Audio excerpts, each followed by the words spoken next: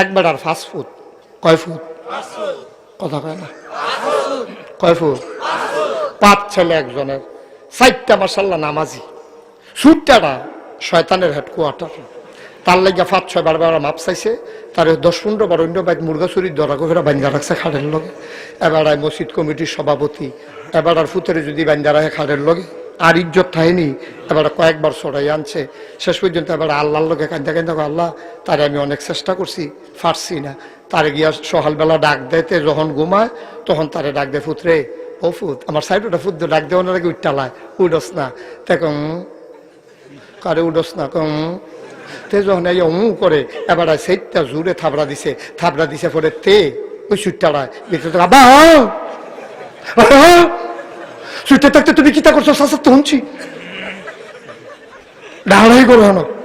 এবারে ইজ্জত লইয়া কোনো মতো মসজিদে গিয়া ঢুকিয়া কানতে আছে, আল্লাহ তে আমার সুইটটা বেলাটা সময় লইয়া টান দিয়া লাইছে আল্লাহ। তারে আমি আর ডাক দিতাম না, ডাক দেওয়ানোর মত থাকলে তুমি দিও। বিচার দিয়া লাইছে কারে? কথা কয় না কারে? আল্লাহরে কইতে আছে, আল্লাহ তুমি তারে যাইডা মন্ডায় ধরে এই কইরো, আমি আর তারে ডাকও দিতাম না, তুমি বেজ্জুতি কইরা লাই, তো আগের দিনের কথা বেড়ে টান দিয়া লাই। সুতরাং আল্লাহ তোরে আর ডাক দিতাম না, তোমার কাছে ভিক্ষা চাই, আমারে আর বেজ্জুতি কইরো না। তে আমারে মুখ ফোড়া দিয়া লাইছে, কানতে আছে মসজিদে বইয়া বইয়া, কেউ নাই, সকলে গেছে গা। এর ভিতরে দেহে ফিসে দিয়া কেডা জানি দরজা খুললা ঢুকছে। এবারে ফিরা চাইয়া দেহেতে কেডাইরা কেডাইরা শুরুতে ঢুকছে। পরে এবারে দেখে সেটা একটা মুস্কি হাসি দিয়া কয় আয়া পড়ছ, কয় জি আব্বা। এবারে মনে মনে কয় ডাক বোধহয় কবুল হইছে। এবারে সামনে আইয়া সেটা ফুতে কইতেছে, আব্বা তসবিটা কো। তো এবারে তসবিটা দিছে, কয় আমার সামনে বট। বাপের সামনে বইয়া তে তসবিটা লইয়া পড়তেছে, আব্বা আপনারে আমি মানি, আব্বা আপনারে আমি মানি, আব্বা 100 বার পড়ছে। কয়বার? কথা কয় না তো, 100 বার পড়তে আছে। আর বাপের গাল বাইয়া বাইয়া পানি পড়তে আছে। আহারে কি তো মানুষের 4-5 ফুট থাকে, এরকম একটাই দোষ। আরে মাশাআল্লাহ কি ফুট আমার যেমনি মানতে আছে। এবার করে গাল বাইয়া বাইয়া দাড়ি টাড়ি চুপচিপ পইয়া বুহ পানি পইয়া ঠান্ডা লাগিয়েছে, গেনের কথা কেন। এবার কানতে আছে আর তে পড়তে আছে, আব্বা আপনারা আমি মানি, আব্বা আপনারা আমি মানি। 100 বার মান্না সরছে। কয়শো বার?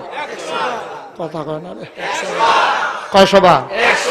100 বার মান্না সরছে। পরে বাপে ডাক দিয়া কয়, পুত্রে ডরে তো তোরে কোনো কথা কই না, একদিন ডাক দিয়া যে বিপদে পড়ছিলাম, এরপরে থেকে তো আমি কথাই বন্ধ করে দিছি। তো চিন্তা করছি ফুত, সবসময় তো দোয়াল গায়ের ঘাস আমি তুলি, কারণ তোরে আর দমক দিই না, তুই মানুষ না না মানুষ। আর রাজ্য যখন কইস মানুষ, আমি খুব খুশি হয়েছি। তো আব্বারে আর কষ্ট দিস না, সকালবেলা কুয়াশার ভিতরে ঘাস তুলন বুঝছো তো কিরকম, এমনি চামড়া ফোড়া, আরো গিয়া ঠান্ডায় অক্ষরে কি একটা অবস্থা হয়ে গিয়া, তুই গিয়া কোনো মতো একজন ঘাস তুললা লইয়া দেখো আব্বা বন বোয়াইয়া আবার কইতেছে, আব্বা আপনারা আমি মানি, আব্বা আপনারা আমি মানি। তো বাপে কয়, পুত্রে তুই তো মানুষ দেখে তো তোরে কইলাম একজন ঘাস তুললা লইতি, তে মুসকি হাসি দেখ, আব্বা আপনারা তো আমি মানি, ঘাস তুললে যদি মানন লাগে তো হইলে তো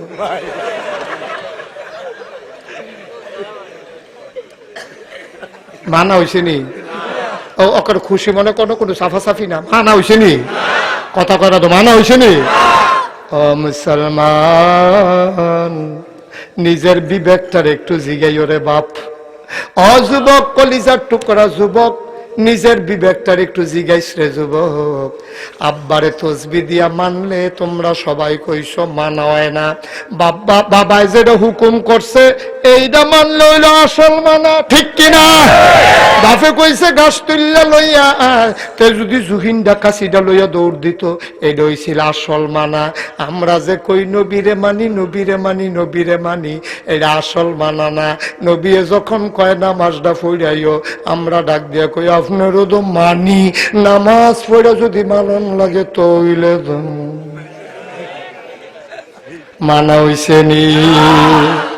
ফুতে যেমন তসবি পড়া মানলে মানা হয় না, মুখে মুখে তুমি নবীরে মানলে তোমার মানা হয় না রে ভাই। যদি নবীরে মানতে চাও, যুবক রে কলিজার টুকরা যুবক, আমার নবীয়ে যেমনে চুল কাটছে তুইও এমনে কাটবি, আমার নবীয়ে যেমনে দাড়ি রাখছে তুইও এমনে রাখবি, আমার নবীয়ে যেমনে লুঙ্গি পরছে তুইও এমনে পরবি, আমার নবী আব্বা আম্মারে যেমনে মায়া করছে তুইও করবি, আমার নবী দাদা দাদিরে যেমনে মহব্বত করছে এমনে করবি। আমার নবী সন্তানরা যেমনে মায়া করছে রে, তুই এমনি মায়া করবি, এটার নাম হইল আসল মানা। ও বাবা, নবীজি কি মানারা মানছে, নবীজি কি মায়ারা করছে রে ভাই। মদিনায় নবীজি রোজার ভিতরে ঘুমায়, উম্মতি উম্মতি কইয়া আমার নবী কান্দে রে ভাই, ঠিক কিনা?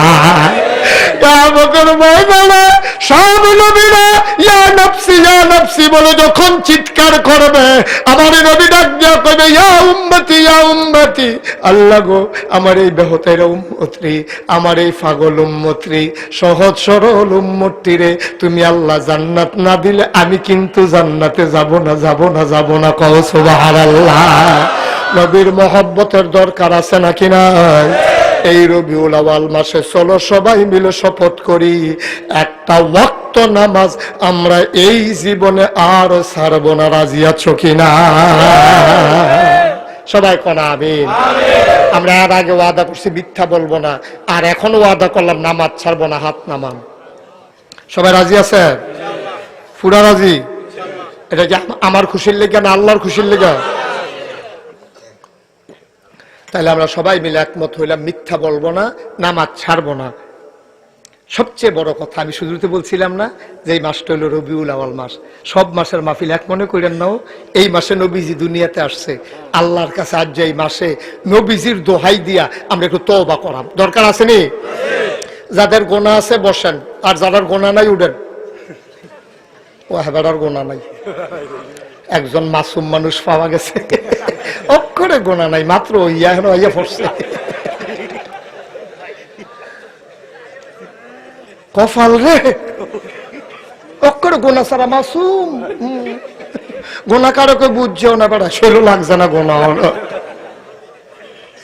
গোনা আসেনি? আমরা গোনা থাকলে তওবা করার দরকার আছে রে। তখন উঠেন কিতে,